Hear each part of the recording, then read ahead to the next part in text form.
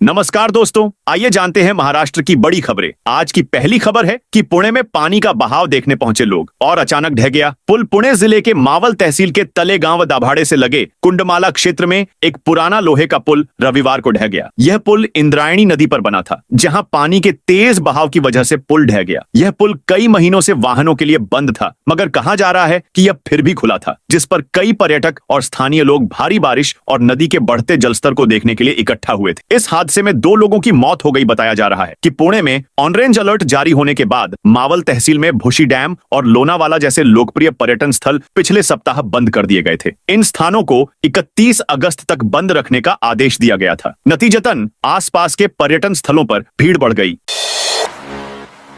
एकनाथ शिंदे बोले, बच्चू कडू ने मुझसे संपर्क कर आंदोलन रोका। बच्चू कडू ने आंदोलन वापस कैसे लिया, इस पर बात करते हुए उप मुख्यमंत्री शिंदे ने कहा कि कुछ दिन पहले मंत्री संजय राठौड़ को भी बच्चू कडू से मिलने भेजा गया था। हालांकि उस समय वे सफल नहीं हुए थे। फिर उदय सामंत को भी वहां भेजा गया। उन्होंने यह भी कहा कि यह सरकार हमेशा किसानों के पक्ष में है और किसान उनके माता पिता हैं, हमें उनके साथ खड़ा होना चाहिए। बच्चू कडू की तबीयत भी खराब हो गई थी। डॉक्टर ने उन्हें गहन चिकित्सा इकाई में भर्ती करने का निर्देश दिया था। इसके लिए उनका आंदोलन बंद किया जाना चाहिए, जिसके लिए मैंने उनसे संपर्क किया था। पुणे के कैम अस्पताल को बम से उड़ाने की धमकी। पुणे के प्रसिद्ध कैम अस्पताल में उस वक्त हड़कंप मच गया जब अस्पताल प्रशासन को एक ईमेल के जरिए बम विस्फोट की धमकी मिली। ईमेल मिलते ही प्रशासन ने इसकी सूचना पुलिस को दी, जिसके बाद बम निरोधक दस्ते BDDS और साइबर टीमों ने तुरंत अस्पताल को घेर लिया और पूरी इमारत की बारीकी से तलाशी ली। एजेंसी के अनुसार bomb detection and disposal squad BDDS ने अस्पताल परिसर के हर हिस्से की गहनता से जांच की, लेकिन कोई भी संदिग्ध वस्तु या विस्फोटक सामग्री बरामद नहीं हुई। अधिकारियों ने बताया कि जांच के बाद स्थिति पूरी तरह सामान्य है और अस्पताल का संचालन पहले की तरह जारी है। किसी भी मरीज या स्टाफ को हटाया नहीं गया, लेकिन सुरक्षा के मद्देनजर अलर्ट बरकरार रखा गया। महाराष्ट्र में नहीं थम रहे कोरोना के मामले। महाराष्ट्र में कोरोना वायरस थमने का नाम नहीं ले रहा है। शनिवार को महाराष्ट्र में कोरोना वायरस के 53 नए मामले सामने आए, जिससे इस साल सामने आए कुल मामलों की संख्या 1967 हो गई। स्वास्थ्य विभाग के मुताबिक 2 कोरोना संक्रमित मरीजों की मौत हो गई। इसके बाद मरने वालों की संख्या बढ़कर 27 हो गई। एक आधिकारिक बयान में कहा गया कि इन नए मामलों में से 24 मुंबई में, 11 पुणे शहर में, 5 ठाणे में, 3 पिंपरी चिंचवाड़, पुणे के पास सांगली शहर, जिले के ग्रामीण हिस्सों नागपुर शहर और पुणे जिले में 2-2 और नवी मुंबई टाउनशिप और रायगढ़ जिले में 1-1 मामला सामने आया।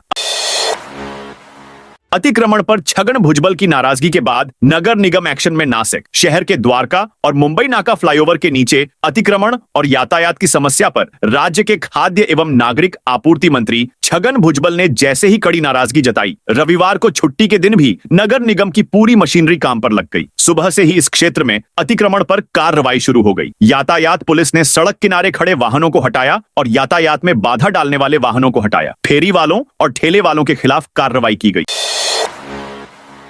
अतुल सेव ने कहा, भाजपा ने कभी कर्ज माफी का वादा नहीं किया। विधानसभा चुनाव के दौरान पार्टी ने कर्ज माफी पर कोई वादा नहीं किया था। घोषणा पत्र को ध्यान से देखें। मंत्री अतुल सावे ने एक संवाददाता सम्मेलन में बताया कि मुख्यमंत्री और बच्चू कडू के बीच जल्द ही मुलाकात होगी और कर्ज माफी के मुद्दे पर चर्चा होगी। राज्य के अन्य पिछड़ा बहुजन कल्याण विभाग, डेयरी विकास और दिव्यांग कल्याण मंत्री अतुल सावे ने शनिवार को हिंगोली में एक संवाददाता सम्मेलन आयोजित किया और प्रधानमंत्री नरेंद्र मोदी के 11 साल के कार्यकाल के दौरान देश में हुई प्रगति के बारे में जानकारी दी।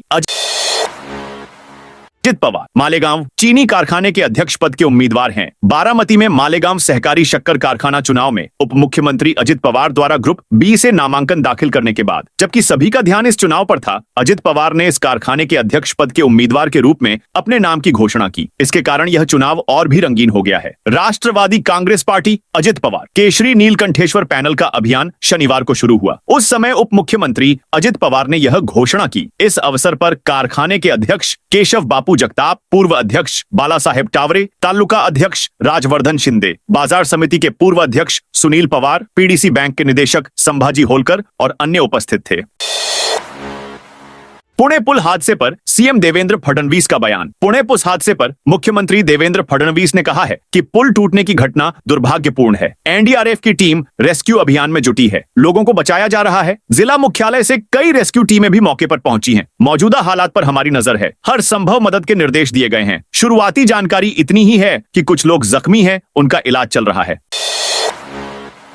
राजकोट किले पर शिवाजी की प्रतिमा के पास जमीन धंसने से निर्माण की गुणवत्ता पर सवालिया निशान। सिंधुदुर्ग जिले के मालवण में ऐतिहासिक राजकोट किले में छत्रपति शिवाजी महाराज की नवनिर्मित प्रतिमा के चबूतरे के पास जमीन धंसने की चौंकाने वाली घटना सामने आई है। प्रतिमा के बाईं ओर एक छेद हो गया है और उस स्थान पर जमीन का गहरा धंसना स्पष्ट रूप से दिखाई दे रहा है। सौभाग्य से मंच और प्रतिमा मजबूत हैं और उन्हें कोई खतरा नहीं है, लेकिन चबूतरे के पास जमीन धंसने से निर्माण की गुणवत्ता पर सवाल उठ रहे हैं।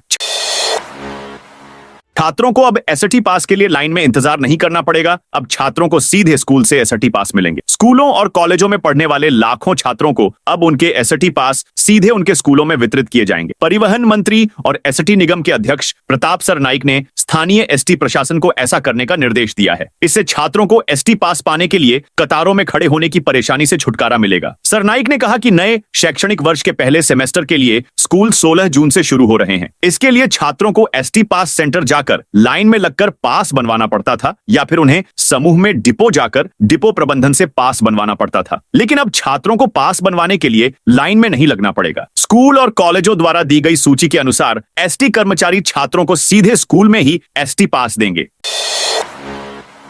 नागपुर में शादी समारोह के भोज के बाद फूड पॉइजनिंग। महाराष्ट्र के नागपुर में एक शादी समारोह के दौरान भोज में शामिल होने के बाद 34 लोग फूड पॉइजनिंग के चलते बीमार पड़ गए। इनमें से 11 की हालत गंभीर बताई जा रही है और उन्हें नागपुर के अस्पताल में रेफर किया गया है। न्यूज एजेंसी की रिपोर्ट के मुताबिक यह घटना शुक्रवार देर रात की है। जानकारी के अनुसार भीवापुर गांव में आयोजित शादी के भोज में बड़ी संख्या में स्थानीय लोग शामिल हुए थे। रात लगभग 3 बजे से लोगों को उल्टी, पेट दर्द और दस्त जैसी शिकायतें शुरू हो गईं। परिजन उन्हें तत्काल भीवापुर ग्रामीण अस्पताल लेकर पहुंचे। हालत गंभीर होने पर 11 मरीजों को नागपुर के जिला अस्पताल में रेफर किया गया, जबकि अन्य मरीजों का इलाज भीवापुर ग्रामीण अस्पताल में किया जा रहा है। घटना की जानकारी मिलते ही स्थानीय विधायक संजय मेश्राम अस्पताल पहुंचे और मरीजों से मुलाकात कर उनका हालचाल जाना।